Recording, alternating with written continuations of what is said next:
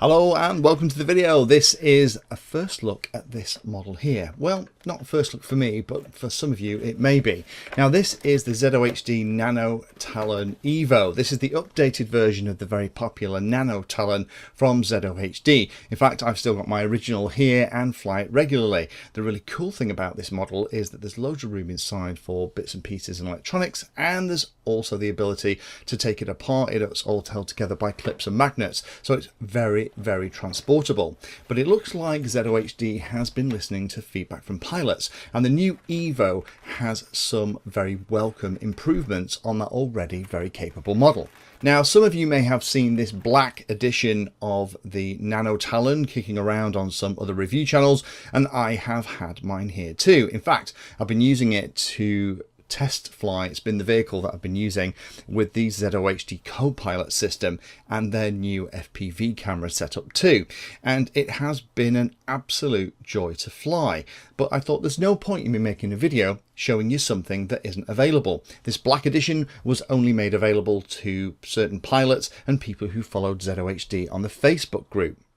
But the Nano Talon EVO is kind of the version of the black edition that's now available. So I think it's more useful to look at this one here, which is actually the one you can buy.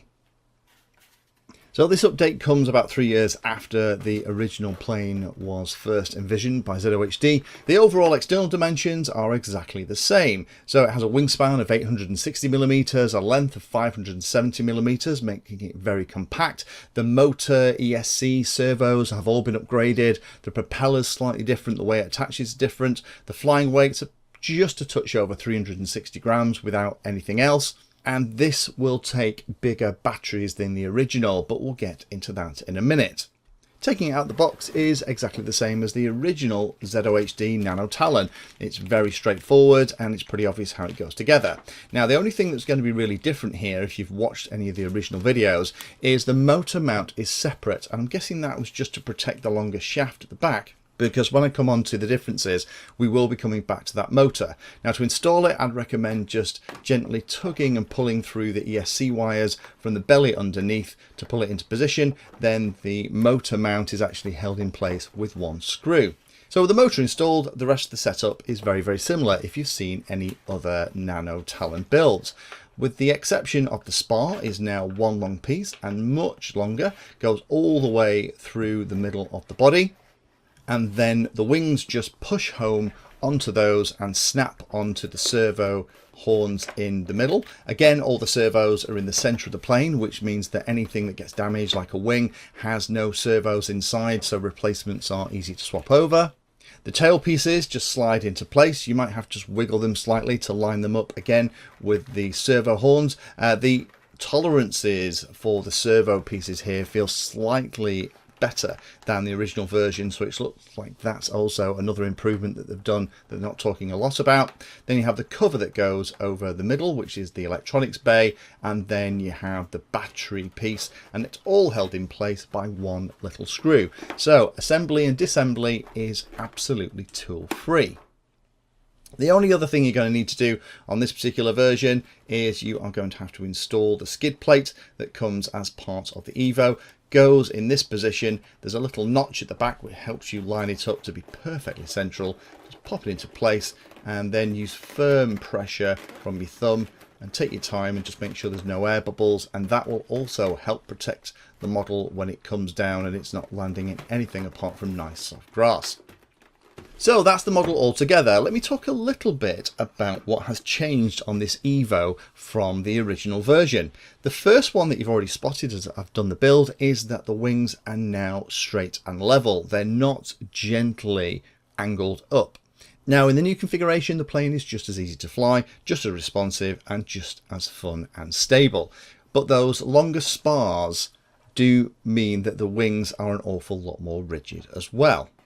The servos have been changed over and upgraded on this new version. They were plastic in the original. I've never had one strip in all of the flying that I've done here, but it's a welcome upgrade to be using metal geared, more accurate servos in this new edition.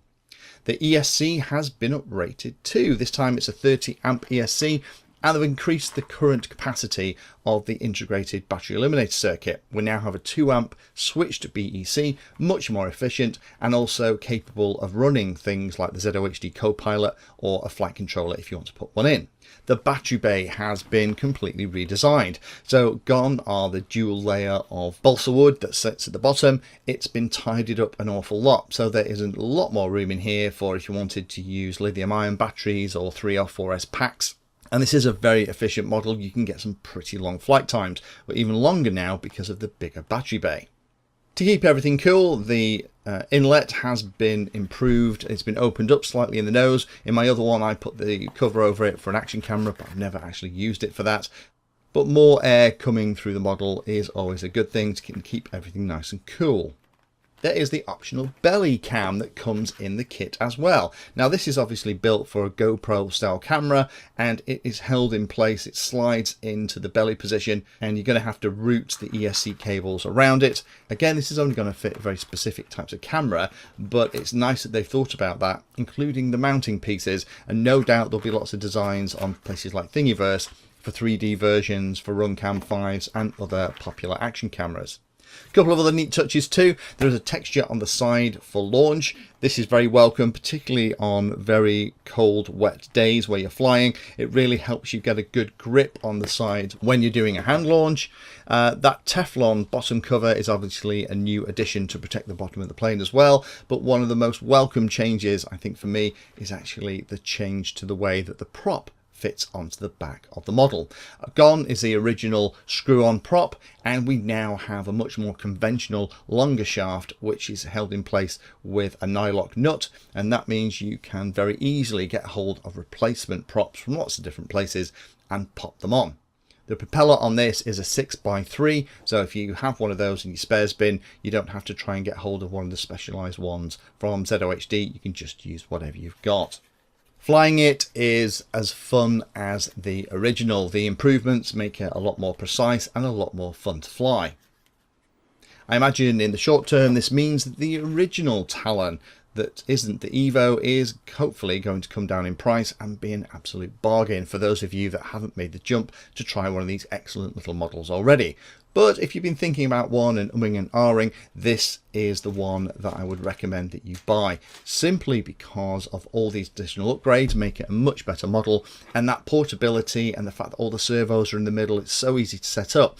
And now also we have the place for the GPS stuff at the top, making it a lot easier to install things like a little flight controller. Means that for me, this is now the definitive version of the Nano Talon from ZOHD. I'll put a link down below. But I'm sure you'll be seeing the black version of this in future videos because it's very easy to transport. You can put it in a backpack, but it's also a blast to fly. Thanks for watching the video and watching right to the very end. You can find me in all the usual places on social media, and if you like the video and like what I'm doing here, then hit the subscribe button and hit the bell notification icon too. If you really like what I'm doing, you can go the extra mile and become one of my Patreons for access to me directly for support and also giveaways and regular updates too. If you're looking for particular content, then check out the playlist. I organise all of my videos into playlists, so if you're looking for a particular topic, you can find everything here. If it's called Introduction To, it's designed to start very simply and build on that simple introduction to teach you all about it. If it's called For Beginners, then that is really aimed at people who are brand new to that part of the hobby. You can also search on YouTube for anything that you're interested in using the search function at the top. So iNav Painless 360 will find all of my videos and even the playlist around iNav. So thanks again for watching and happy flying.